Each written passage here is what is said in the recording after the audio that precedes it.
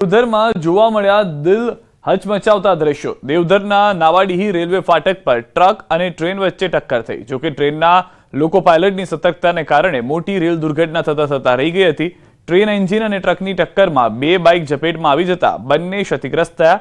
આ મોટી દુર્ઘટનાથી કેટલાક લોકો ઇજાગ્રસ્ત થયા હોવાનું જાણવા મળ્યું છે। જાણવા મળ્યા મુજબ ટ્રેન પહેલા તેજ હોર્ન વગાડ્યા બાદ જોરદાર ઝટકો લાગ્યો અને પછી ટ્રેન થંભી ગઈ।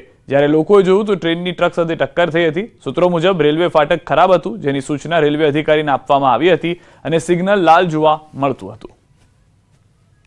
તો દ્રશ્યોમાં સ્પષ્ટ જોવા મળી રહ્યું છે કે ટ્રક ડ્રાઈવરને એમ કે તે નીકળી જશે, પરંતુ તે નીકળી ન શક્યા। ટ્રાફિકના કારણે ફસાઈ ગયા।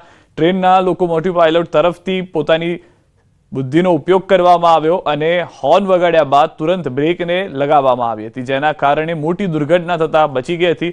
પરંતુ ટ્રક અને બે બાઇક ચાલક ક્ષતિગ્રસ્ત થયા હોવાની જાણકારી મળી રહી છે। બે બાઇકને પણ નુકસાન થયું છે। સમગ્ર અકસ્માતમાં દ્રશ્યોની અંદર જોવા મળી રહ્યું છે કે જે ટ્રેનમાં સવાર લોકો હતા તેઓ સુરક્ષિત છે।